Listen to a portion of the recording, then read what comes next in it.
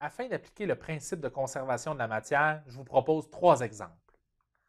Le premier exemple porte sur la conservation des molécules et des moles. Alors, vous avez la réaction entre le sulfure d'hydrogène gazeux, H2S, et l'oxygène gazeux, qui permet d'obtenir du dioxyde de soufre, SO2 gazeux, et de la vapeur d'eau, H2O. Pour respecter la conservation des atomes, inscrivez un coefficient stoichiométrique de 3,5 devant l'O2. Alors, la première question que je vous pose, écrivez l'équation chimique représentant cette réaction. Alors, allons-y en A. Alors, qu'est-ce qu'on a comme réactif? Il y en a deux.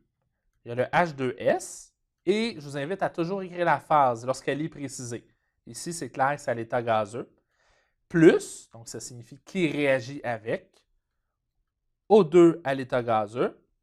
Et dans le petit paragraphe d'introduction, c'est écrit « permet d'obtenir ». Ça veut donc dire qu'on va former des produits, du dioxyde de soufre, SO2 gazeux, et de la vapeur d'eau, plus H2O à l'état de gaz. Et inscrivez un 3,5 devant l'O2. Donc, on nous donne le coefficient stoichiométrique de 3,5 devant l'O2. On verra dans la prochaine capsule comment on fait pour déterminer ces coefficients stoichiométriques-là. En B, maintenant, on nous demande, lors d'une réaction chimique comme celle-ci, les molécules sont-elles conservées? Et pourquoi? Tel qu'on l'a vu dans la capsule portant sur la conservation de la matière, les atomes sont conservés entre les réactifs et les produits, sont seulement réorganisés. Mais qu'en est-il des molécules? Pour le vérifier, faisons un bilan en termes de molécules au niveau des réactifs et des produits.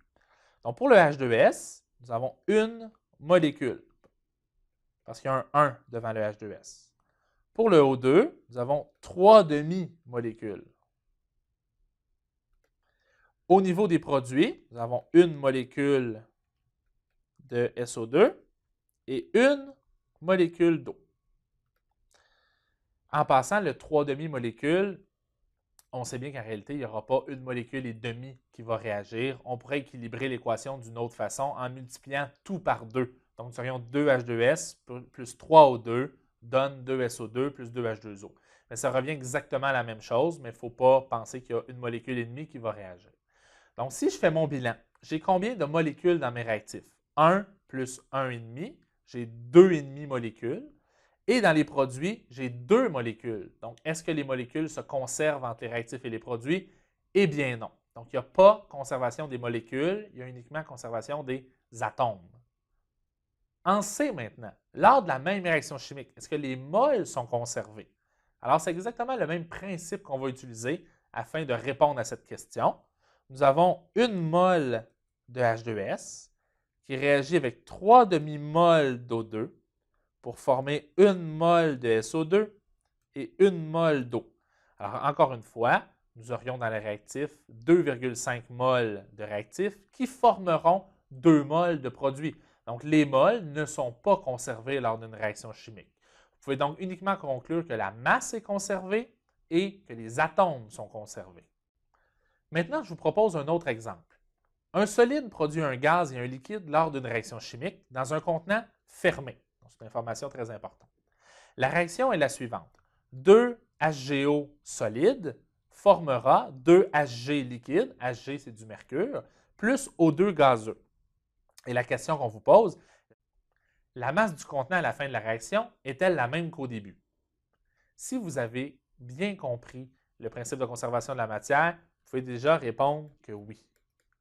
En réalité, ça signifie, prenons un exemple où nous avons 100 grammes de HGO qui se décompose, donc qui se transformera en Hg et en O2. Ce qui est certain, c'est que le 100 grammes se transformera pour former 100 grammes. Mais ces 100 grammes-là seront répartis dans les deux produits, donc dans le Hg et le O2. Évidemment, c'est à la condition que les 100 grammes d'HGO réagissent au complet. Donc, à la toute fin, il ne reste plus de réactifs. Ils se sont tous transformés en produits. Donc, les 100 grammes ont formé 100 grammes de produits. Et le contenant aura la même masse puisqu'il est fermé. C'est-à-dire que le gaz, le dioxygène, n'aura pas pu s'échapper du contenant. Passons à un troisième exemple où nous vérifierons la conservation de la matière. Alors, je vous présente une réaction, CO plus Fe2O3 donne Fe plus CO2, Et je vous demande s'il y a conservation de la matière à l'aide de deux techniques. La première technique, c'est un bilan sur les atomes et à la prochaine diapositive, nous regarderons un bilan sur la masse. Alors, en termes d'atomes de carbone dans les réactifs, qu'est-ce qu'on a? On a un seul atome de carbone et dans les produits, nous avons aussi un seul atome de carbone. Il y a donc conservation de la matière. Au niveau de l'oxygène, nous en avons un atome d'oxygène dans le CO et 3 atomes d'oxygène dans le Fe2O3, ce qui donne 4 atomes. Et dans les produits, nous avons 2 atomes dans le CO2. Il n'y a donc pas conservation de la matière au niveau des atomes d'oxygène. Finalement, pour le fer, nous avons 2 atomes de fer dans les réactifs et un seul atome de fer dans les produits. Encore une fois, il n'y a pas conservation de la matière au niveau de cette réaction chimique. On peut regarder le même problème, mais en faisant plutôt un bilan sur la conservation de la masse. Normalement, on devrait obtenir la même conclusion que précédemment, mais regardons pour voir. Je vous rappelle que la première étape est de déterminer la masse molaire des différents composés qui interviennent dans l'équation. Alors, la masse molaire du CO correspondra à la masse molaire du carbone plus la masse molaire de l'oxygène et vous obtiendrez une masse de 28,02 grammes par mol. Alors, les masses molaires sont tirées du tableau périodique, 12,01 pour le carbone et 16,00 pour l'oxygène. Au niveau du Fe2O3, on procède exactement de la même façon. Donc, 2 fois la masse molaire du fer plus 3 fois la masse molaire de l'oxygène. Vous obtiendrez 159,7 grammes par mol.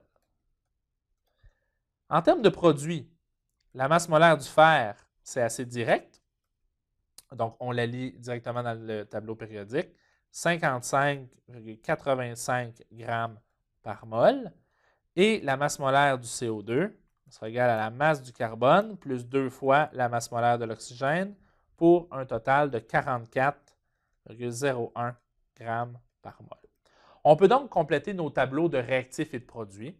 Dans les réactifs, on a 1 mol de CO qui réagissent avec 1 mol de Fe2O3. Les masses molaires sont connues, 28,02 et 159,7.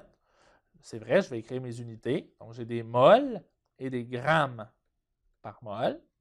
Le produit des deux nous donnera des grammes. Donc, 28,02 grammes de monoxyde de carbone, 159,7 grammes de Fe2O3 pour un grand total de 187,72 grammes de matière impliquée dans mes réactifs.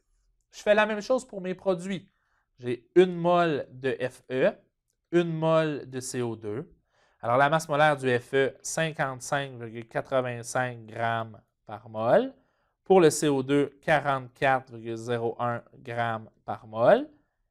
Le produit du nombre de moles fois la masse molaire donnera 55,85 grammes, 44,01 grammes, pour un grand total de 99,86 grammes. Alors ici, on voit très clairement que la masse des réactifs n'est pas du tout égale à la masse des produits. Il n'y a donc pas de conservation de la matière. Afin d'apprendre comment équilibrer une équation chimique, je vous invite à écouter la prochaine capsule qui portera sur ce sujet.